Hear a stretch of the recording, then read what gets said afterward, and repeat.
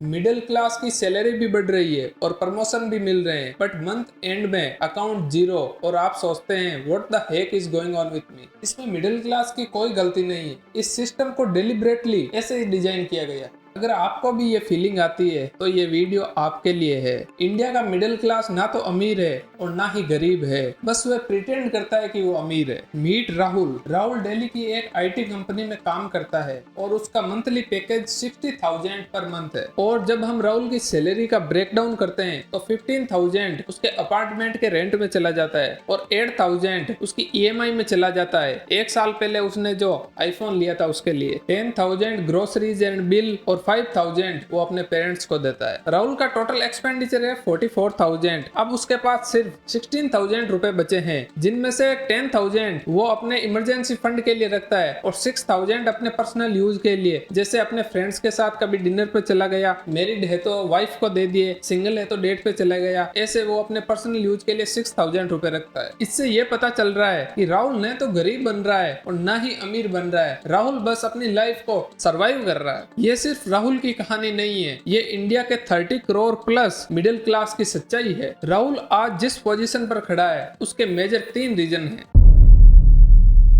India की food inflation पिछले कुछ सालों में 8 से 10% की ग्रोथ पर है, यानी कि आज जो चीज 100 रुपए की मिल रही है वो अगले साल 110 रुपए की मिल रही होगी। और इंडिया की एवरेज सैलरी ग्रोथ 5 से 6% है। इसका मतलब ये है कि राहुल की सैलरी अगले साल 63,000 हो जाएगी, बट राहुल का एक्सपेंडिचर 44,000 से बढ़कर 48,400 रुपए हो जाएंगे। मतलब आप लोग लॉस में जी रहे हो बिना रियलाइज किए।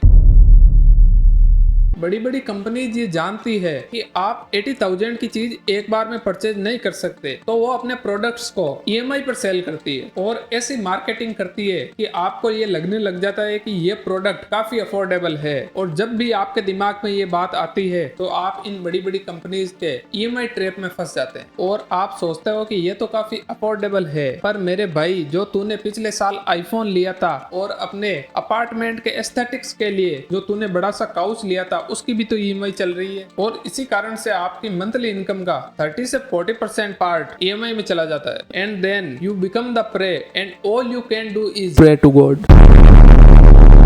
इंडिया में एक बात पर बड़ा गौर किया जाता है कि लोग क्या सोचेंगे। आपने नॉर्मल शादी की, लोग क्या सोचेंगे। कार, मकान या आपका फोन पुराना हो गया तो लोग क्या सोचेंगे। और आप वो सामान खरीद लेते हो जिसकी आपको नीड भी नहीं है और आप जरूरत से ज्यादा फिजूल खर्च कर देते हो सिर्फ उन लोगों को इम्प्रेस करने के लिए जिनको आपकी बिल्कुल भी परवाह नहीं है। They don't give you.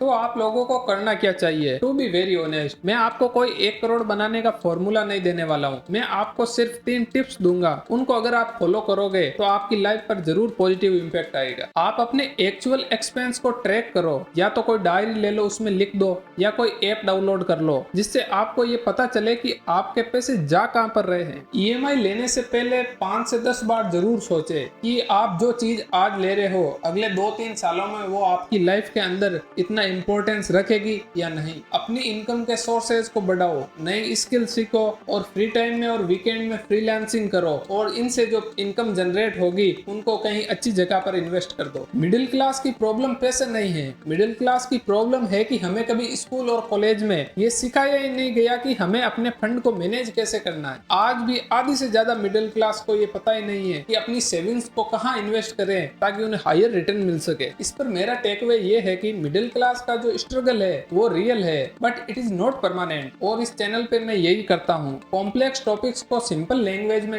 Explain करता हूँ ताकि आप बेटर डिसीजन ले सको। अगर ये वीडियो आपको यूजफुल लगा हो तो चैनल को सब्सक्राइब जरूर करो, बिल्कुल फ्री है। और कमेंट में जरूर बताओ कि आपका सबसे बड़ा फाइनेंशियल चैलेंज कौन सा है। मिलता हूँ अगले वीडियो में। अरे सुनो, जो भी ये चैनल सब्सक्राइब करेगा ना उसकी 999 की ईएमआई बना दो।